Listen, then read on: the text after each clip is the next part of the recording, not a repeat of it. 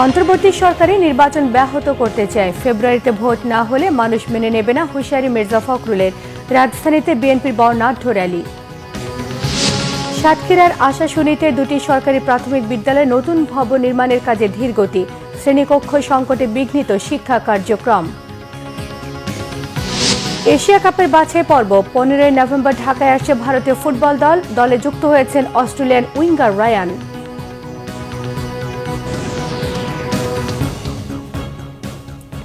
দেখছিলেন crown cement সংবাদ শিরোনাম। এবারে পুরো সংবাদ।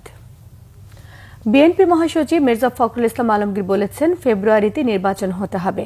দলটির নেতারা বলেছেন, বিএনপি মাঠে নামলে ষড়যন্ত্রকারীদের খুঁজে পাওয়া যাবে না। রিপোর্ট করছেন আহমেদ সরওয়ার।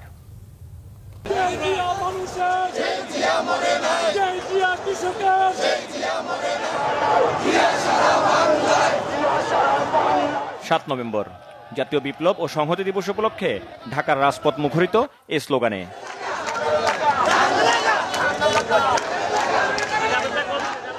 ব্যানার, ফেস্টুন আর রং বেরঙের সাজে ঢাকা মহানগর উত্তর ও দক্ষিণ বিএনপি এবং এর অঙ্গ ও সহযোগী সংগঠনের সর্বস্তরের নেতাকর্মীরা অংশ নেন শোভাযাত্রায়। সবার কণ্ঠে ঐক্য ও সংহতির ডাক। শোভাযাত্রা শুরুর আগে সংক্ষিপ্ত সমাবেশে বিএনপি মহাসচিব সহ স্থায়ী কমিটির সদস্যরা বলেন, সরকারের একজন উপদেষ্টা রাজনৈতিক দলগুলোকে ঐকমত্যের জন্য 7 দিন সময় দিয়েছেন। তারা প্রশ্ন করেন, তাহলে ঐকমত্য কমিশন এতদিন ধরে কি আলোচনা করলো? বিএনপির ষড়যন্ত্রের কোনো ইতিহাস নাই, পেছনের দরজা দিয়ে ক্ষমতায় যাওয়ার কোনো ইতিহাস নাই। বরং আপনারা বারবার চেষ্টা করেছেন। আমরা বলেছিলাম এই সরকারকে আমরা সহযোগিতা করব, আমরা বরাবর সহযোগিতা করে যাচ্ছি। আপনারা যদি আমাদের এই নম্রতাকে, এই ভদ্রতাকে যে দুর্বলতা ভেবে থাকেন, বোকার স্বর্গে বসবাস করছেন। বিএনপি যদি মাঠে নামে আপনাদেরকে ট্যাবলেট খাওয়ার জন্য খুঁজে পাওয়া যাবে না। আমরা বলে দিচ্ছি, আমরা হুঁশিয়ার করে দিচ্ছি, ষড়যন্ত্র থেকে সাবধান থাকেন। জাতিকে আর বিভ্রান্ত করার চেষ্টা করবেন না। আজকে দুর্ভাগ্য আমাদের, আজকে অন্তর্বর্তীকালীন সরকার যাকে আমরা সম্পূর্ণ সমর্থন দিচ্ছি, তারা আজকে নিজেরাই আজকে একটা অবস্থা তৈরি করছে যাতে করে নির্বাচন ব্যাহত হয়। ওই রাজনৈতিক দলগুলো যে কয়েকটা এই গণভোটের চাপ দিচ্ছে, তারাও আজকে পরিষ্কার ভাবে বলতে চাই যে নির্বাচনকে বানচাল করবার ষড়যন্ত্র করছে। আমরা খুব পরিষ্কার করে তুলে দিতে চাই, গণভোট হলে নির্বাচনের দিনই হতে হবে। কিন্তু সেই নির্বাচন 2026 সালের ফেব্রুয়ারি মাসেই হতে হবে, অন্যথায় বাংলাদেশের মানুষ কিছু মেনে নেবে না। শোভাযাত্রায় অংশ নেয়া বিএনপি নেতারা বলেন, দলের নেতাকর্মীরা সজাগ ও ঐক্যবদ্ধ আছে। কোনো ষড়যন্ত্রই নির্বাচনকে বানচাল করতে পারবে না। বাংলাদেশের স্বাধীনতা, সার্বভৌমত্ব রক্ষায় যে কোনো পদক্ষেপ নিতে প্রস্তুত এবং 71-এর পরাজিত শক্তি আমাদের এই বাংলাদেশকে, নির্বাচনকে বানচাল করে আবার একটা অস্থিতিশীল এবং অনিশ্চয়তার দিকে নিয়ে যাবে। যেই আঙ্গুল বাঁকা করে ঘি খাওয়ার কথা উঠেছে, আমি বলে দিতে চাই, সেই আঙ্গুল জনগণ ভেঙে দিবে ইনশাল্লাহ। যারা নির্বাচন বানচাল করতে চায়, আজকের এই দিনে আমরা একটি বার্তা দিতে চাই, ঐক্যবদ্ধ হবে, সকল ষড়যন্ত্র প্রতিহত করে আগামী দিনে তারেক রহমানের নেতৃত্বে একটি সুন্দর বাংলাদেশ আমরা প্রতিষ্ঠা করি।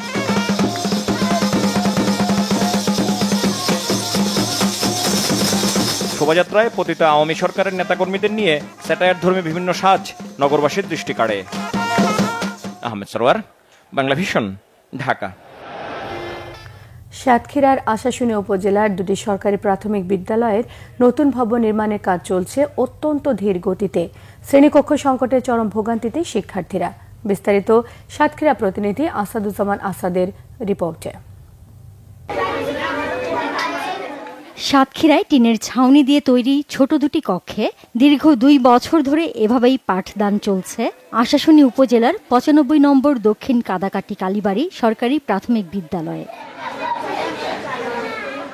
পুরনো ভবন ভেঙে নতুন ভবনের কাজ শুরু করায় শ্রেণীকক্ষ সংকটে পড়েছে বিদ্যালয়টি। নেই কোনো টয়লেট, বিশুদ্ধ খাবার পানির ব্যবস্থাও। প্রশাসনিক কার্যক্রম চলছে পাশের এক ভাড়া ঘরে। একই অবস্থা উপজেলার 97 নম্বর দয়ারঘাট সরকারি প্রাথমিক বিদ্যালয়েরও।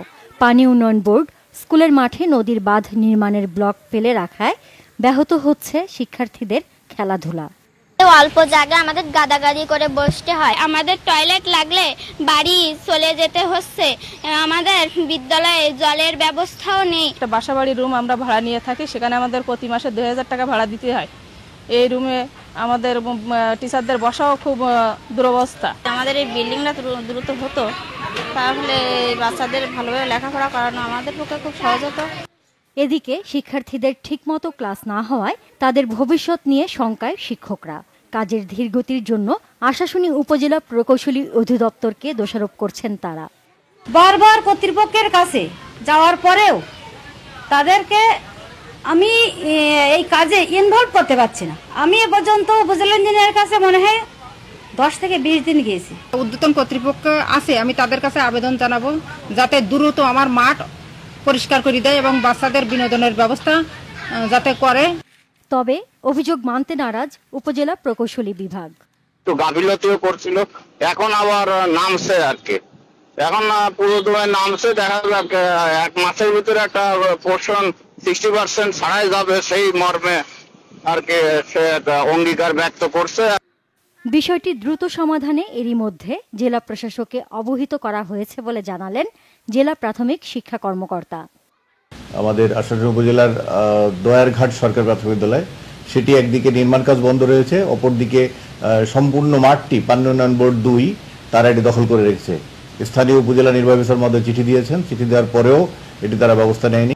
প্রতিষ্ঠানগুলোতে শিগগিরই শিক্ষার সুষ্ঠু পরিবেশ ফিরিয়ে আনার দাবি শিক্ষক অভিভাবকদের। Bangla vision news desk. Donald Trump সরকারের শাটডাউনের ফলে যুক্তরাষ্ট্রের অভ্যন্তরীণ বিমান রুটে নজিরবিহীন বিশৃঙ্খলার সৃষ্টি হয়েছে। 5000-এরও বেশি ফ্লাইট বাতিল হয়েছে বা দেরিতে ছেড়েছে। এর মধ্যে new York, Los Angeles, Chicago এবং ওয়াশিংটন ডিসির মতো বড় শহরও আছে। যুক্তরাষ্ট্রের পরিবহন মন্ত্রী সিন ডেফির দাবি 4% ফ্লাইট বাতিল হয়েছে। রেগান ওয়াশিংটন ন্যাশনাল বিমানবন্দরে বাতিল করা হয়েছে 17% flight. Atlanta, San Francisco, Houston, Washington DC, New York সহ 10টি বিমানবন্দরে শত শত ফ্লাইট দেরিতে ছাড়ে। আমেরিকান, সাউথ ওয়েস্ট এবং ডেল্টার মতো বড় বিমান সংস্থাগুলোর যাত্রীদের অসুবিধার কারণে অর্থ ফেরত এবং বিনামূল্যে ফ্লাইট বদলের সুযোগ দিচ্ছে। যুক্তরাষ্ট্রে 38 দিন ধরে চলা সরকারি শাটডাউনের কারণে 13,000 উড়োজাহাজ চলাচল নিয়ন্ত্রক এবং 50,000 নিরাপত্তা তল্লাশি কর্মকর্তা বেতন পাচ্ছেন না। খেলার সংবাদে থাকছে ফুটবল। অস্ট্রেলিয়ান উইঙ্গার রায়ান উইলিয়ামসকে নিয়েই বাংলাদেশে আসছে ভারতীয় ফুটবল দল। এশিয়ান কাপ বাছাই ফুটবলে 18 নভেম্বর ঢাকায় বাংলাদেশের বিপক্ষে খেলবে ভারত। 15 নভেম্বর ঢাকায় পৌঁছবে ভারতীয় দল। ঢাকায় তাদের কঠোর নিরাপত্তা দেওয়া হবে।